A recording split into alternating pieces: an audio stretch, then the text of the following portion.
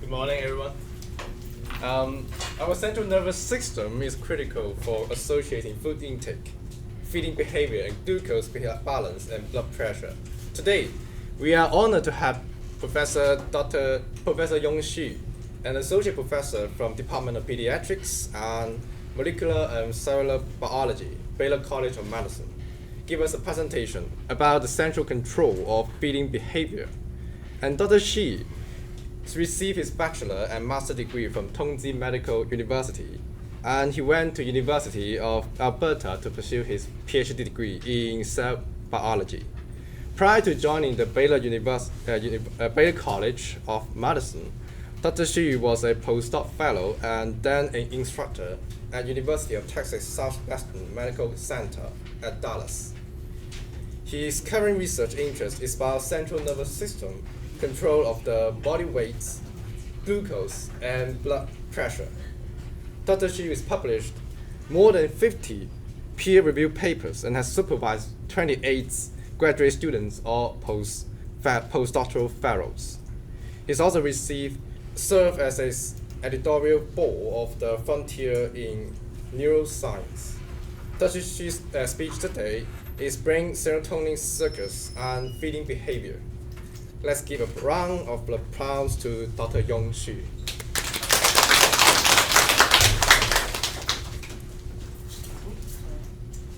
Thanks, James. Let me just move this because I may tend to sit on it eventually. See if this works. Could somebody turn off the light a little bit? Have a lot of fluorescence. Just dim it. Well, very glad to be here. First time to be College Station. As James says, that my lab actually have a very broad interest. That is how the brain controls some basic things, including body weight, feeding behavior, glucose, and blood pressure. And my understanding is most of the students here are from nutritional program or food science program. So I decided today's topic is going to be focused on food intake, feeding behavior, and share with you some published stories that all focus on some critical role of this serotonin circuits in the brain, how they may regulate feeding behavior. Before I start to introduce the data, I want to really go through the fundamental methodology that we use on daily basis in the lab, because you're going to see this over and over again in my presentation, so I want to make sure that everybody's on the same page. But do raise your hand and ask a question if you don't understand. Okay? So we primarily use this Cre-LoxP mouse system to achieve gene deletion or manipulation in selected population of neurons in the brain in mice. So shown here is really just the basic version of this Cre-LoxP system, and I will introduce more sort of a derivative of this system, but let's go from the basic first. What usually happens is you have two lines of mice.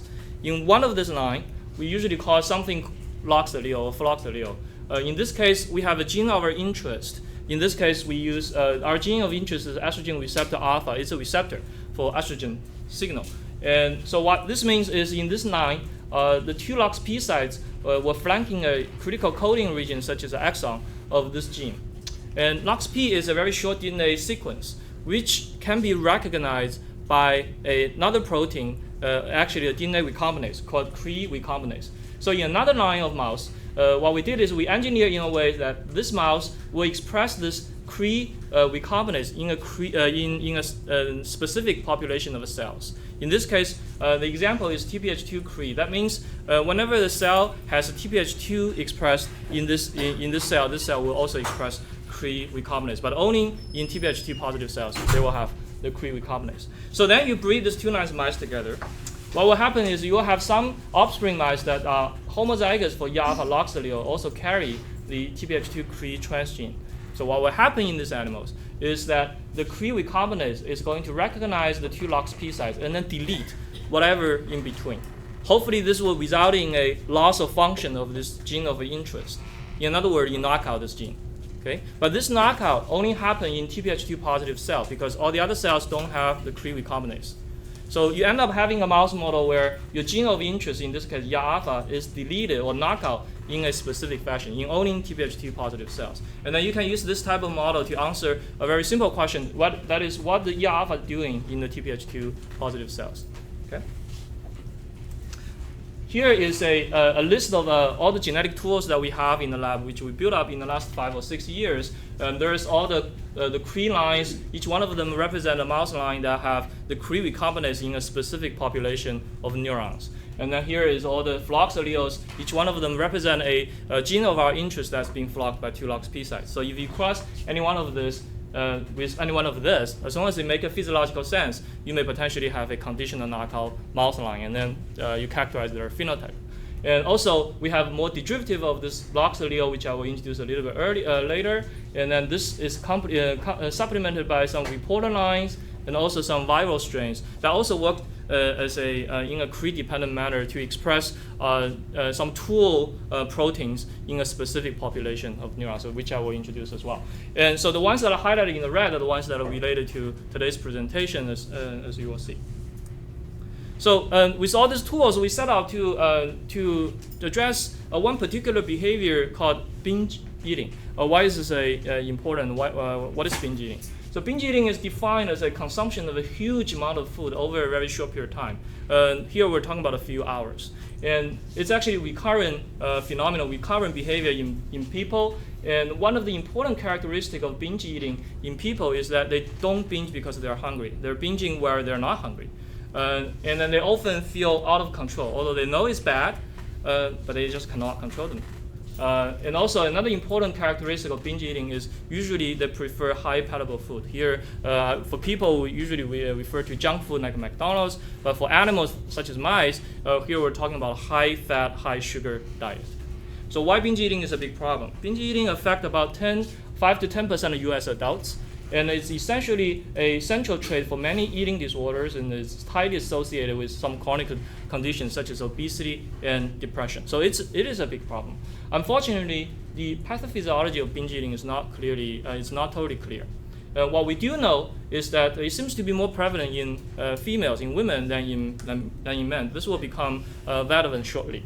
Our treatment for binge eating currently is very limited, but we do know that certain binge patients do respond to this classic drugs called the selective serotonin reuptake inhibitor. Basically, these are the compounds that will increase the serotonin content in the body, and this drug has been shown to have some anti-binge efficacy in certain population of binge patients. And this will also become relevant in later part of my talk. All right, so before we can use mouse model to study this binge eating behavior, we need to be able to train animals to binge, because animals don't usually binge like humans do. So we use a published protocol by others to basically train our animals to binge. So what happened here is you take your mice, you expose them to this intermediate high-fat diet feeding paradigm. What it is for the first 2 days of the week, these animals have both access to chow and a high-fat diet, free access. They can decide what they want to do with this chow and the high-fat diet. And then for the next 5 days of the week, we remove the high-fat diet. So they only have chow in their cage, but they can still eat the chow diet. And then the first day of the second week, at the 11 a.m., we put the high-fat diet back to their cage, and then let it sit there for 24 hours. So they have free access to chow and the high-fat diet again for a 24-hour period. And then the next day at 11 a.m., we remove the high-fat diet.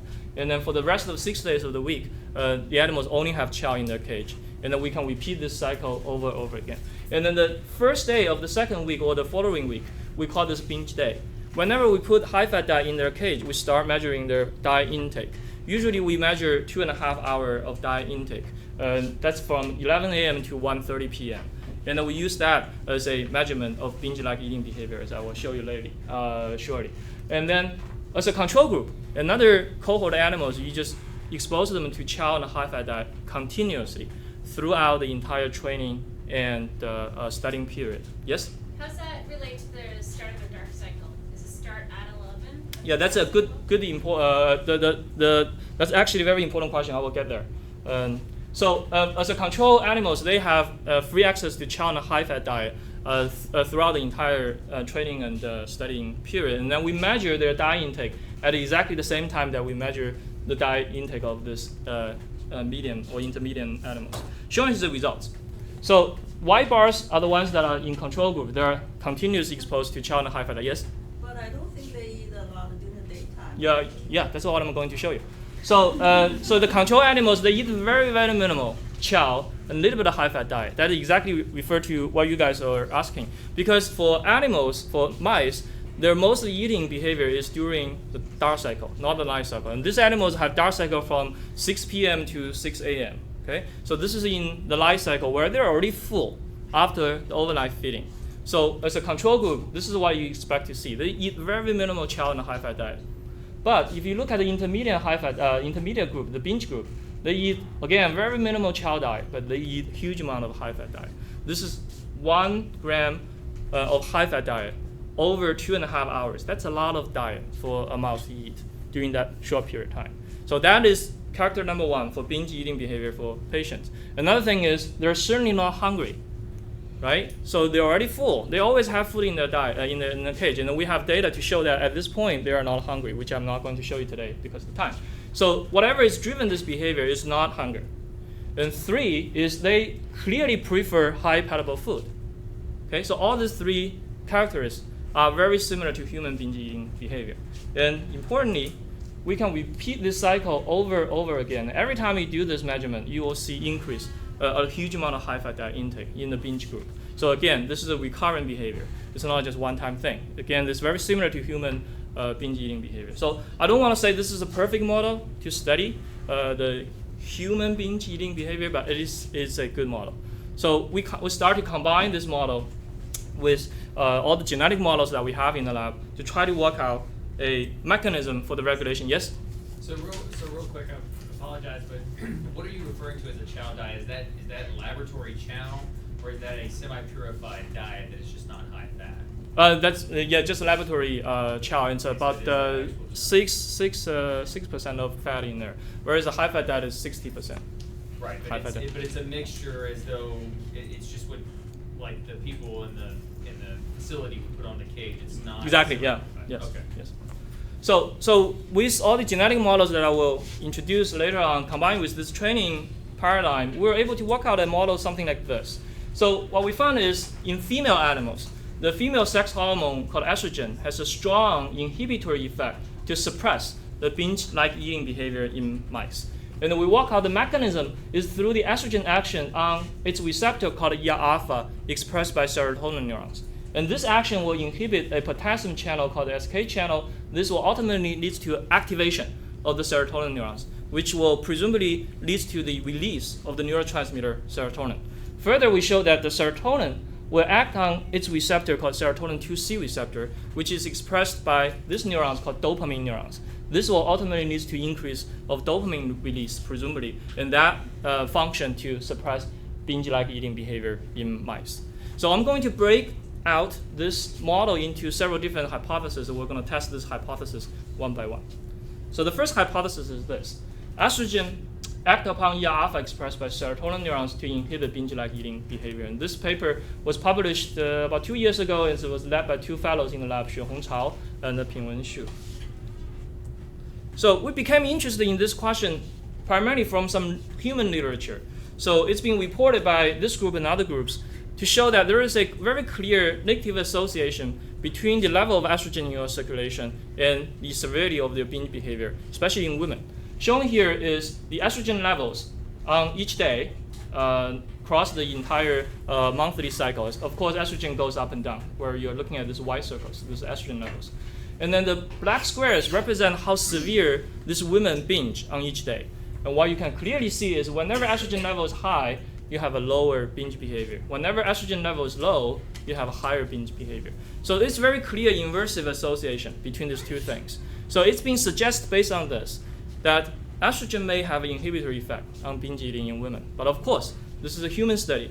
All you can tell you is association. You really cannot establish that cause and effect relationship, right? And then we decided to use our mouse models to test that or to confirm that cause-effect relationship. What is the real role of estrogen on binge eating behavior?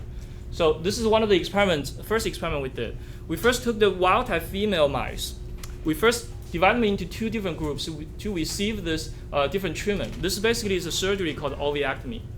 Ovariectomy means you remove the ovaries, which is the major source of estrogen together with progesterone for females. So this will deplete the endogenous ovarian hormone.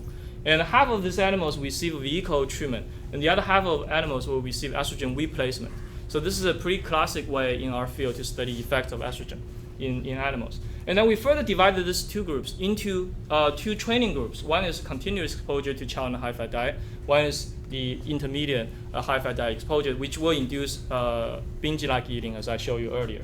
So as you may expect that when the animals have continuous exposure to chow and high-fat diet, during that 2.5-hour period during the life cycle, the day cycle, they eat very minimal. And really there is no effect of estrogen on this minimal food intake.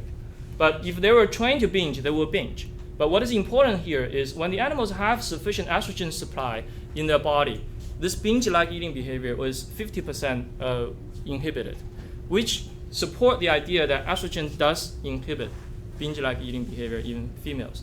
And then it becomes interesting to us is what is the mechanism for this action of estrogen.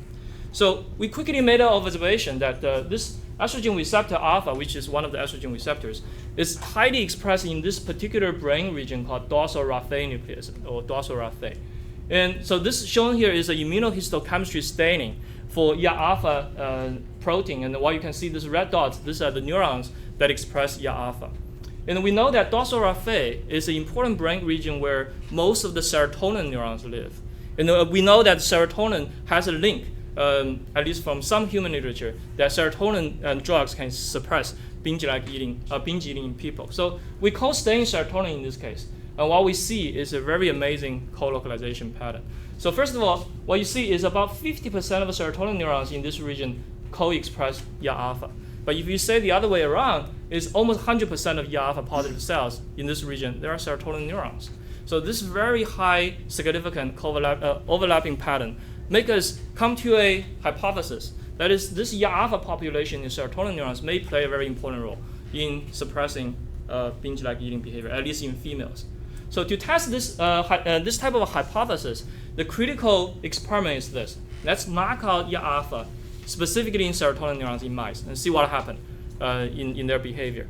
And then to do that, we need a good Cree driver that target serotonin neurons specifically. Here we purchased a TBH2 Cree mouse model from Jackson Lab, and here I introduce what is TBH2. TBH2 is an enzyme that will synthesize serotonin in a neuron. So whenever a cell expresses TBH2, that would define that cell as a serotonin neuron. So in theory, TBH2 Cree should express Cree specifically in serotonin neurons in mouse. So we validate that. We got this mouse, crossed this with a Cree-dependent TD tomato reporter. What that means is in this mouse allele, the TD tomato will be expressed whenever this cell has a Cree reactivity. And tomato is a very strong red fluorescent protein. And then you can basically just see the tomato red fluorescent signal that will tell you this is a Cree positive cell. And then we see a lot of Cree positive cells here in dorsal raphe. We co-stain with serotonin. We found almost 100% co-localization. This means this is really a good Cree model to target the serotonin neurons.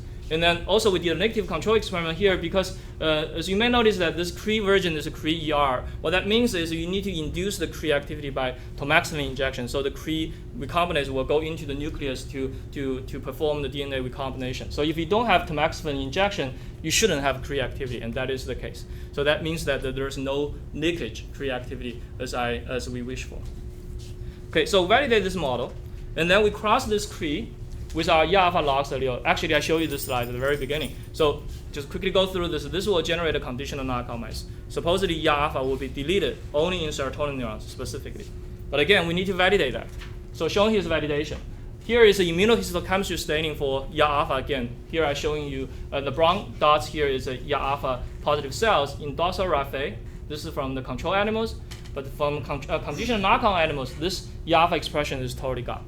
But if you look at other brain regions, such as these two other regions in the hypothalamus, you still see intact expression of YA-alpha, meaning that YA-alpha is only specific knockout in the serotonin region. So this basically validates this conditional knockoutness.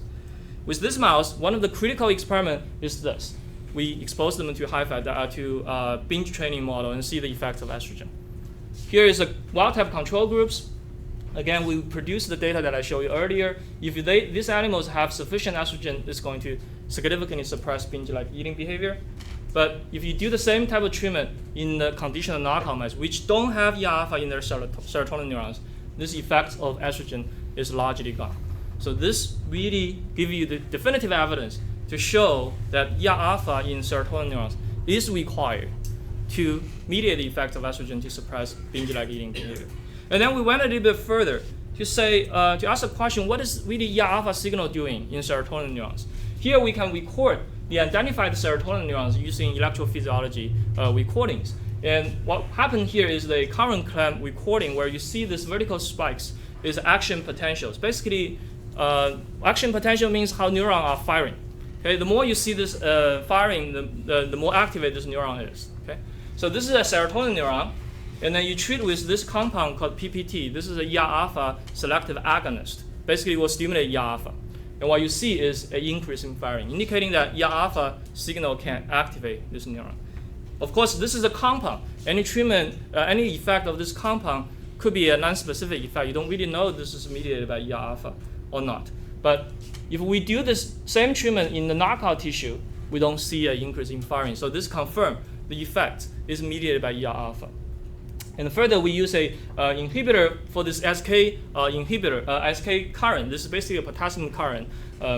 What we found is this inhibitor can also block the effect of PPT to activate this neurons. Without going into too many other data that I'm not going to show you, this data basically suggests that ER-alpha can activate serotonin neurons through inhibiting this SK potassium currents. Okay, so what we show now is the estrogen actions through ER-alpha in dorsal raphe seems to be beneficial. So that is exciting because that means that estrogen therapy could be used to prevent or treat binge-like eating or binge eating in women. But we know that estrogen therapy at least has many problems. It not only act on the brain but also act on other tissues, for example, the breast tissue. And this is linked to an increase of breast cancer. Nobody wants that. So one of the ideas in the field is that if we can somehow deliver estrogen more specifically to this beneficial tissue, such as brain, maybe we can bypass this problematic tissue. Therefore, we don't have as many side effects. So that's something that we've been thinking about all the time. But at the same time that we're doing all this work, this paper came out in Nature Medicine in 2012. So what they report is they made a conjugate between estrogen and this peptide called GLP-1, glucagon-like peptide 1. And so the idea was this GLP-1 function as a carrier. It carries the estrogen, don't allow it to release when it is in the circulation. It will go into a place where there's a lot of GLP-1 receptors and bind to the GLP-1 receptor. And because GLP-1 receptor is a G protein coupled receptor, usually they will undergo endocytosis after activating on the receptor. So once this conjugate is inside the cell, there's some enzyme that come in, and then they will cleave this site so that they will release estrogen. So if that region happen to also have a lot of estrogen receptors, this estrogen will become pharmacologically active. So what they were able to show in this paper is that actually this conjugate can quite specifically deliver estrogen into the brain, because if you look at the pattern of estrogen receptors and the GLP-1 receptors, looks like only the brain is the common site where they will both go to. So and they were also able to show that this compound induce some estrogen benefits without increasing the side effects such as breast cancer. So we got hold of this compound. The first thing that we did is we showed that this compound did deliver biologically active estrogen into the dorsal raphe region where the serotonin neurons are living. And then we did this experiment. We give a single injection of this compound and then look at their effect on binge-like eating behavior in wild-type females. What we see is a strong inhibition on binge-like eating behavior compared to the saline treatment group. But of course, some of this effect may come from GLP-1 itself. So we perform another control group. This is GLP-1 alone at the same dose. A little surprise to us that we found GLP-1 also has some effect to suppress the binge-like eating, which could be interesting. But what is critical for this paper is that we see additional reduction by this conjugate, meaning some of this effect comes from estrogen. And then we did the same treatment in our conditioned knockout mice and found this effect is pretty much gone, suggesting that the targets of this estrogen in the GLP-1 estrogen conjugate is indeed the E-alpha in the serotonin neurons. All right, so just to summarize this part of my talk, so what we show is estrogen can act on estrogen receptor alpha expressed by serotonin neurons, and this will lead to an inhibition of SK channel, leads to activation of serotonin neurons. So, and this has a very strong inhibitory effect to suppress binge-like eating. So we know that when serotonin neurons were activated, one of the things that you can presume, or it almost certainly happen, is that there is an increased release of the neurotransmitter from these neurons, and those transmitters are largely serotonin. So, and we know from the literature that the serotonin should suppress binge-like eating behavior. So then another question become interesting to us is how serotonin acts to suppress binge-like eating behavior. So for the second part of my talk, I'm going to introduce some data to indicate that the serotonin actually act on one of the 14 serotonin receptors called 2C receptor, specifically expressed by the dopamine neurons, and this leads to activation of dopamine neurons, which ultimately inhibit binge-like eating behavior. So again, the hypothesis is this. The serotonin acts upon serotonin 2C receptor expressed by dopamine neurons to inhibit binge-like eating. And this project is led by two fellows in the lab, Yong Xu and Linglin Xie. So first thing we did is try to reproduce the human literature. In human literature, we know that these two serotonin compounds called fluoxetine and d-Fen can suppress binge eating in patients, in at least some patients. Both of these compounds act in a way to increase the serotonin content in the body. So what we tried is we used these two compounds in our binge model in a wild-type situation. What we see is they both significantly suppress binge-like eating behavior in mice. And this basically recapitulates what is expected from at least a subset of binge patients.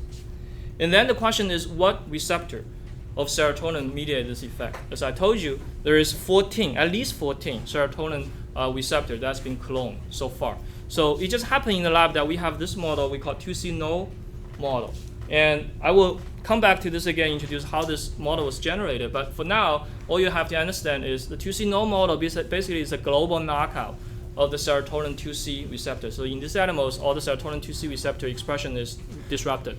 And what we found is these two serotonin compounds no longer work to suppress their binge-like eating behavior. So indicating that the 2C signal, 2C receptor is largely required to mediate this anti-binge effect of the serotonin compounds. And then we start to search for what is the critical sites of this 2C receptor that mediate this effect. Here we performed a in situ hybridization staining, basically detect the messenger RNA of the serotonin gene in the mouse brain. Of course, we found this in many different regions of the brain, but two regions caught our eyes. One is substantial nigra here, it's higher magnification. One is the VTA, the tegmental area. The reason that we got excited about this is we know these two regions are where the dopamine neurons are highly concentrated. And there's some literature some evidence in the human literature that the dysfunction of the brain dopamine system is perhaps linked or associated with development of binge eating in patients. So that got us excited.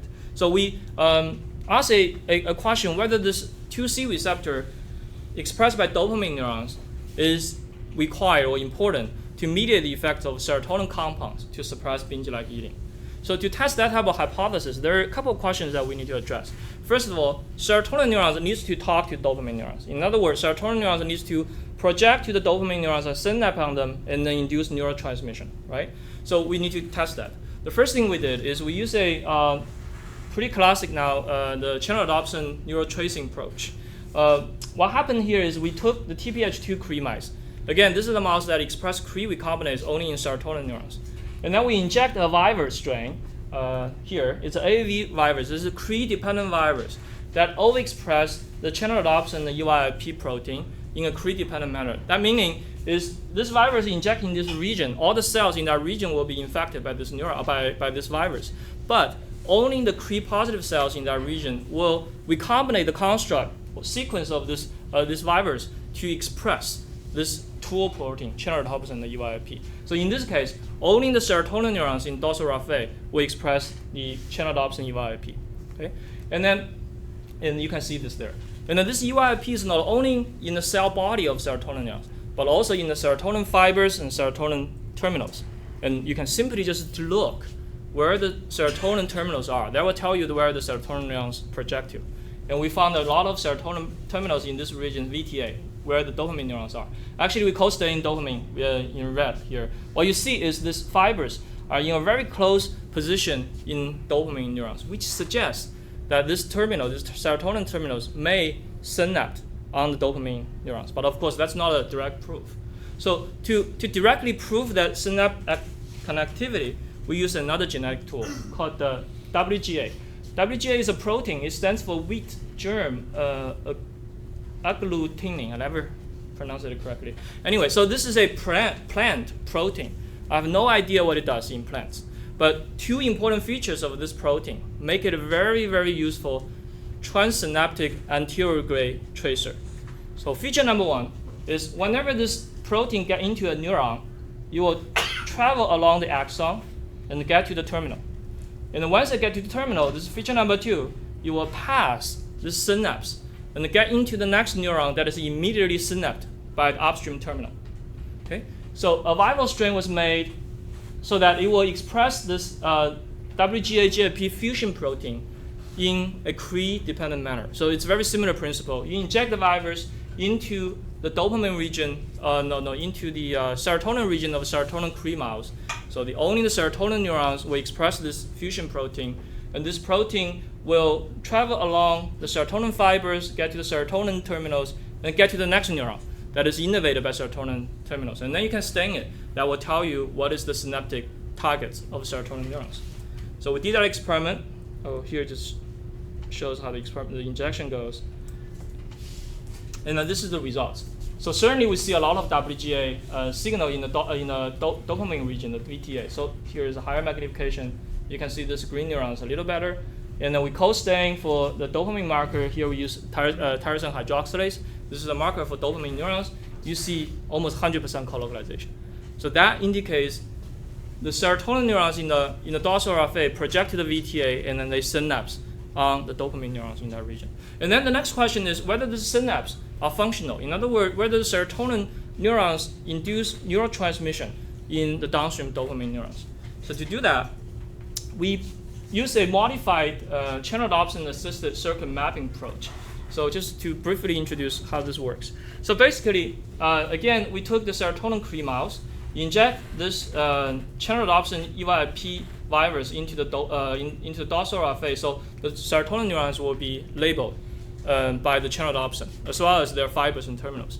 Channel-dopsin is a light-sensitive ion channel. What that means is it will respond to a very specific wavelength of blue light and will activate this ion channel to activate the cells or terminals that express this channel. So if you give the blue light specifically to this terminal region, this is going to activate the serotonin terminals and trigger serotonin release. Okay, very specific. And then in the same setup, we also inject WGA virus. So again, the WGA will infect serotonin neurons as well as their target neurons. And then you can prepare the brain slices from this animal. The electrophysiologist can go into the slice under the scope. They will see some green neurons in the VTA. And then we know these are dopamine neurons, and then we know these are dopamine neurons that were synapsed by the serotonin terminals. And then he can form this patch clamp to record the electrophysiological responses in this identified dopamine neurons in response to this light stimulation that trigger serotonin release from the serotonin terminals. So here we're recording a neurotransmission in a very, very identified synapse with not only known presynaptic terminal, but also the postsynaptic nodes. So it's very sophisticated and very powerful approach. Showing here the results. So in about 70 or more than 75% of the chances of the neurons that he recorded, he found these neurons were activated by this blue light stimulation, meaning serotonin release there will activate 75% of these neurons. The other 20-something% of neurons don't respond, which we don't quite understand yet. And then we know that this neurotransmission are largely mediated by 2C receptor because we can basically largely block this neurotransmission by using this compound. This is a selective serotonin 2C receptor antagonist. So if you have this, only about 10 to 15% of the neurons respond with activation. So a lot of the neurotransmission, not all, but a lot of them are mediated by 2C receptor. So all this data so far really confirm that serotonin neurons from dorsal raphe project and synapse on dopamine neurons in the VTA, and then they induce neurotransmission largely mediated by 2C receptor. Okay? Now, the more important question is, what is really the physiological relevance or role of the 2C receptor in dopamine neurons in the context of binge eating behavior, right? That is the original question that we have. So to do that, we need to manipulate the 2C receptor specifically in dopamine neurons, as you may get this now. So, and then to do that, we need to have a good Cree driver that will target the dopamine neurons specifically. So I won't go too much detail here. So we got this DAT Cree mice. DAT stands for dopamine activate transporter. So by definition, all the dopamine neurons should have DAT expression. Therefore, this should be a good dopamine Cree, dopamine targeting Cree mouse line. And then we validate that. So here you see the tomato reporter for the Cree activity in this line. You just basically see all this dopamine neurons as a tomato labeled referescent neurons. And then, as you may imagine, that what we do is we cross the DAT Cree with our 2C flux animals. Okay, this will generate a conditional knockout. The 2C receptor is only knocked out in dopamine neurons, but in all the other cells, their expression should maintain intact. Okay, and now we also made an opposite model. So here we took the 2C null mouse. Now I will introduce you how this mouse was made. The 2C null mouse was made in that we insert a transcription blocking cassette or TP cassette into the intron of this gene. What TP cassette does, as the name implies, it will block the transcription. So in this 2C null mouse, in all cells, their 2C expression will be blocked. They won't have 2C expression. So that's why we use this as global knockout mouse. Okay?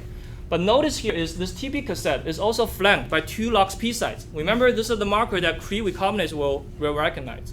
So if you cross this mouse with the DAT Cree, in their dopamine neurons, the Cree will be expressed, and it will recognize the NOXP sites, and then we move the TP cassettes. And now this gene will become reactivated. And then the 2C receptor will be re-expressed in this animals, but only in the dopamine neurons. Okay? So we made that cross and made this conditional re-expression model. So here I summarize all the mouse models that we're going to use because it's kind of complicated and also it's important for our study. So we're going to have wild-type animals which have normal distribution of a 2C receptor pretty much all over the body, as indicated by this blue color. And what we expect is this wild-type animals should respond to the serotonin compound. They should be inhibited. Their binge eating behavior should be inhibited, as I showed you earlier. Second model is a 2C null mouse. These animals have no serotonin 2C receptor expression whatsoever, so they should have blunted response to the serotonin compounds in terms of binge eating behavior. And importantly, we'll have a third mouse. This mouse, 2C receptor is only present in dopamine neurons, but nowhere else. And our question was whether this re-expression of a dopamine neuron, re-expression of 2C receptor in dopamine neurons alone is sufficient to restore or rescue the anti-binge effects of the serotonin compounds. And lastly, we're going to have the conditional knockout mice where the 2C receptor is knocked out only in dopamine neurons but maintained intact in the rest of the body. Now our question is whether deletion of the alpha, whether the 2C receptor in dopamine neurons is required to mediate the effects of serotonin compound to suppress binge eating. All right? With me, right? So shown here is the results. So in the wild-type animals, we try these 2 compounds again. Again, they suppress binge eating. And in the 2C null mouse, where you don't have a 2C receptor whatsoever, you block that effect. Here is a re-expression model. And then we can largely restore the effects of this 2 compounds to suppress binge eating, indicating that the 2C receptor in dopamine neurons alone is sufficient to mediate this effect. And finally, when you knock out 2C receptor only in the dopamine neurons, you found that effect is gone. Again, 2C receptor in dopamine neurons is required for this effect. So this basically really confirmed that the 2C receptor in dopamine neurons is not only sufficient, but also required to mediate the effects of the serotonin compounds to suppress binge eating. And this really confirmed or support the idea that the 2C receptor in dopamine neurons could be a very good therapeutic target for the treatment of binge eating. Again, in 2012, it seems like a lot of good things come out in 2012. This compound was proved by FDA as a new obesity drug called norcasterin. And the norcasterin is actually a very selective serotonin 2C receptor agonist. So when this compound became available for researchers, which is around 2014 or so, we quickly get hold of this compound and then we test their anti-binge efficacy, as you may imagine. And we tried 2 different doses. We found this higher dose is sufficient to inhibit binge-like eating behavior in wild-type animals. And then what we did is we tried this compound in all the 4 mouse models that we had. Wild-type, we see inhibition. 2C no, this inhibition is gone. And in the reactivation model, we can restore this inhibition of norcasterin, and then we can block this effect again when we knock out 2C receptor only in dopamine neurons. Again, very similar pattern with the other 2 serotonin compounds. This really indicates that norcasterin can act on the 2C receptor in dopamine neurons to suppress binge-like eating behavior in mice. Again, what is the cellular or more molecular mechanism for this effect? We use electrophysiology recording again. Here we're recording from identified dopamine neurons. What we see here is, again, the norcasterin can increase the firing activity of the dopamine neurons, at least in more than half of the dopamine neurons. And we know this effect seems to be a cell autonomous effect because when we use this compound, these blockers, to block all these synaptic inputs to the dopamine neurons, we still see this activation. This is demonstrated by a depolarization effect. And then we do the same treatment in our conditional knockout mice. Again, 2C receptor is specifically removed from dopamine neurons. And then we found that effect, activation effect is pretty much gone. And then in our reactivation model, when only the dopamine neurons have a 2C receptor, and then we found that this effect is very similar to the control, to the wild type situation. So this again gives you evidence that what norcasterin is doing here is to activate the dopamine neurons. So based on this, we show that the serotonin compounds suppress binge eating. Also, they activate dopamine neurons. So very logically, we thought, okay, maybe 2C receptor inhibit binge eating through activating dopamine neurons, right? Very simple logic. So to test that, there are 2 questions that we need to address. One, activation of dopamine neurons itself should be able to inhibit binge eating. So we test that. Here we use a tool called the DREAD. It stands for Designer Receptor Exclusively Activated by Designer Drugs. It's a very weird name. For those of you who may not be thinking about this on a daily basis like I do, here's how it works. So if you have a wild-type acetylcholine M3DQ receptor, you will respond to the endogenous ligand called acetylcholine. Because this receptor is DQ coupled, so once it activated, it will induce excitation of the cell that expresses this receptor, right? Very simple pharmacology. Now, let's imagine that we made a mutation in this M3 receptor so that the receptor no longer responds to their endogenous natural ligand, acetylcholine. Instead, it responds to this synthetic ligand called CNO. Now you can use CNO treatment or injection in animals to artificially activate the cells that express this mutated receptor. So again, a viral strain was made so that it will express this mutated M3 receptor in a Cre-dependent manner. So hopefully you can guess what we're going to do. We inject this virus into the VTA, the dopamine region of the dopamine Cre mouse. So this will allow the expression of this mutated M3 receptor only in dopamine neurons. In these animals, if you give a CNO injection, you're going to specifically, artificially activate this dopamine neurons. And then you're going to test whether this treatment can inhibit binge eating. And the answer is yes. So if you inject the virus into the VTA, so this will infect all the VTA dopamine neurons. The CNO injection is going to suppress binge eating. But remember, dopamine neurons are also in another region called substantial nigra. So we did that experiment to infect the substantial nigra with the same virus. But in this case, the CNO no longer suppress binge eating. So indicating that it's a specific effect of the dopamine neurons in the VTA, but not in the substantial nigra. So this suggests that the excitation of dopamine neurons in the VTA is sufficient to inhibit binge-like eating behavior in mice. And then the second question to address our hypothesis is whether when we inhibit dopamine neurons, can we block the effects of serotonin compounds to suppress binge-like eating, right? So to do this, we use another version of the DREAD. It's another viral strain. This time it's M4 receptor coupled to DI, which is an inhibitory signaling molecule. And so very similar principle, except that if you use this virus, the CNO injection is going to inhibit whatever neurons that were infected by this, express this mutated receptor. Okay, so we did that experiment. Shown here is the results. So this is sort of in a control situation where you inject saline. In this case, you are not manipulating the effects of the firing activity of dopamine neurons itself. And then in this case, if you give d-Fen, which is one of the serotonin compound, again you see an inhibition of binge eating. But in another case, if you pre-treat CNO, in this case you inhibit all the dopamine neurons, and then you add d-Fen, you block that effect of d-Fen. So this indicates that the inhibition of dopamine neurons can block the effects of serotonin compound to suppress binge-like eating behavior. All right, I just stopped there with all the data, and then just summarize what we were able to show so far. So what we found is a very interesting neural circuits. They exist in this in the midbrain region, originated from the serotonin neurons from the dorsal raphe. We show that these neurons can project to the dopamine neurons, form the synapse, and induce a lot of neurotransmission, largely mediated by the 2C receptor. And the activation of these neural circuits is sufficient to suppress binge-like eating. And in females, the endogenous female sex hormone estrogen seems to be able to utilize these circuits through the alpha expressed by serotonin neurons more specifically, and then this will lead to inhibition of binge eating. And then in these circuits, again, we were able to see there is at least a few molecules that may serve as a good targets for treatment.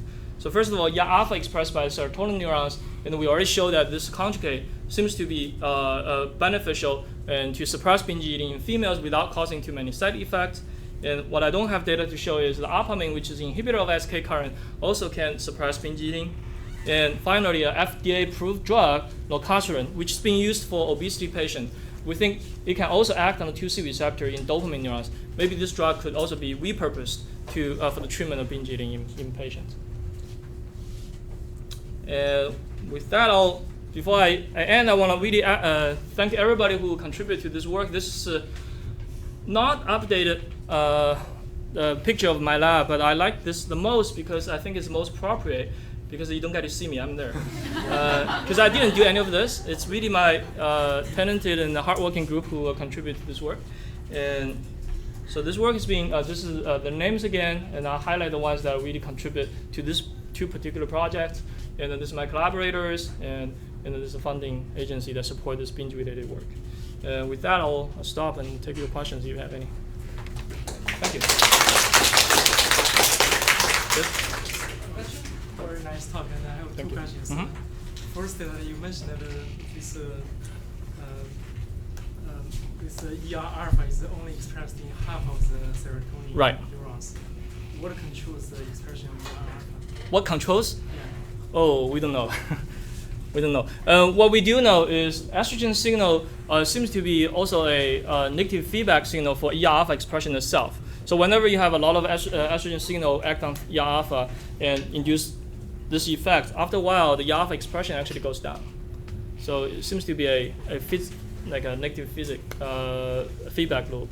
But that's not our focus to study what control ER alpha expression. So I really can't address that with a lot of information. So the second question, your model seems to explain what happens for binge eating in females. So how about in the males? The second part of the story, where we focus on the serotonin neuron projected dopamine neurons. Actually, these studies were done in both male and females. So it looks like this circuit seems to be the same in both genders, but just in females, the serotonin neurons express ER alpha. They can respond to the circulating level of estrogen. In males, these circuits may not be responsive to estrogen because really there is no very much estrogen in the circulation that will get to there. But if you use the drug, the GLP-1 estrogen, in males, that should work. That still work. That's been shown by the other group. But have you checked the ER alpha expression? Yeah, expression level in male serotonin neurons is the same, also there. But this is my theory. It's not proven yet. In males, some part of the brain actually they can be regulated by brain locally produced estrogen, because some part of the brain they express this enzyme called aromatase. aromatase can convert testosterone into estrogen. So even if the male brain, you have sufficient substrate from the circulation, testosterone, and then this part of the brain, they have aromatase, they will convert the testosterone into estrogen. If that brain region also have estrogen receptor, those locally produced estrogen would also play a role in male brains. And we actually have evidence for another brain region. But for the dorsal raphe, there is no aromatase. There is a receptor, but there is no enzyme. So far we don't have any evidence. Other questions? How do you, preventing this in your model, how do you separate that and apply it to binge eating when it sort of seems to just explain manipulation of the Pavlovian effect?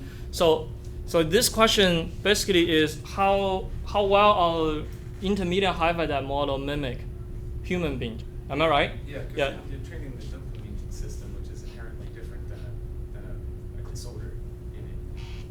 Well, so first of all, I'm not arguing this is the perfect model, and I guess the same thing can be said for any other animal models that mimic human disease, right? So that's fair, right? And so we argue this is a good model based on several characteristics that mimicking human binge behavior. Then address your question about dopamine involvement. Actually, in human literature, there is very strong association of dysfunction of the dopamine system in the brain and the development of binge eating behavior. So in a way that our model are responding to dopamine system also suggests that this model may mimic at least some of the binge behavior in people. Okay, so how are you redelivering estradiol, and what circulating concentration? Yeah, it's a good question. Do you accomplish? Mhm. And then secondly, and probably more importantly, how do you reconcile the fact that obese individuals have higher circulating estradiol, and yet that's going to be the same population that suffers most from binge eating? Okay, great questions. So first of all, the estrogen replacement therapy is a commonly used therapy. But what we use is a little pellet that will implant underneath the skin, and we pick a particular dose based on our experiments to show that this dose of estrogen supplement is sufficient to, first of all, rescue the shrink of the uterus. So you can measure that at the end of the experiment, and also to maintain normal body weight. Because if you overreact a female, they will gain weight. We've shown that over again by us, by others. And then if you give this level of estrogen, you basically maintain the body weight pretty much at the pre-surgical level. So based on those, we believe, or we try to believe, that this is a good dose. But a very important issue here is this type of treatment do not mimic the cycle. So it's more of a constant release of estrogen. So that is an issue there. And well, two things. So you haven't measured plasma concentration? We didn't measure because it's kind of hard to measure. The estrogen assay, especially you need a lot of serum. And for mouse, it's very hard for us to get enough to measure. Right. Well, and so the pellets also don't release. I mean, it's not constant, right? There's well, depending upon how you make them, or how they're made, there's a spike, and then they release over time. But the dynamic of that compound release, yeah, I have to say that I don't see very good data to really describe how the dynamics of the estrogen release. Really good. Oh, okay. Related to that, how come in your OVX, one of the very first slides you showed, your OVX animals weren't having increased food intake? And Oh, my they're thought actually, is- they're actually having. No difference Well, it says not, and usually that's where you see in rodents. You know, in humans you see a little bit of We difference didn't- on the expenditure side as well with OVX or with menopause, but so you should see a big food intake difference in your OVX animals. oh, you're talking about the baseline food intake. Yeah, Right, you had right, right. OVX and Let's OVX get back to plus that. estrogen on continuous versus intermittent.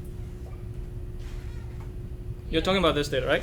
So are you talking about this one or this one? On the continuous. that you Continuous, yeah. use. Remember, this is a 2.5 hour during the morning. Supposedly, these animals don't eat. They eat very So minimal. So this is during their life cycle? Yeah, during the day cycle. Yeah, that's the point. We don't want to measure it when the animals are hungry. We want to measure it when animals are not hungry, because that is a very important characteristic of binge eating. Yeah, but I agree with you. If we measure 24-hour food intake, we're going to see difference between these two, because some of the food intake is driven by hunger. And then when you were comparing what's your caloric density of your chow versus your high fat? density. So when you go back to the slides before that, you have Yeah, chow and high fat on the same scales, but in grams. Mhm. Like, your high fat's got to be 6 Right, kilograms yeah, per gram or so. And your On top chow- of my head, I want to say that the chow is like 2 point something, 2.8. and yeah, and the high fat diet is 5 point something. Don't remember the detail, but yes, of course, they're high fat diet. Question. Yep. And I would like to ask if the phytoestrogen will have a similar effects related to the estrogen on your serotonin. Yeah, the simple answer is I don't know. That's a good question. We thought about testing that. It just didn't have time or didn't have enough hands yet. to Because do I that. was trying to say if you still eat high fat diet, but if I at the same time I eat more foods containing the phytoestrogen. Yeah, that's a good point. So we want to use in our experiment. Of course, we want to minimize the effect of this phytoestrogen or other estrogen mimic in the diet or in the environment. So we always try to use what they call the phytoestrogen-free diets. Whether that's true or not, we don't know. But we try to use the diet that has minimal amount of phyto. But we could, use a diet that is phytoestrogen enriched and see if that has an effect. Yeah, but that hasn't been done. Okay, so let's just stop here. So we'll talk about that after, because we want the student to go to have an informal meeting with the speaker. Sorry. All right, Let's thank you, just thank, everyone. Dr. Xu for the great presentation. Thank you.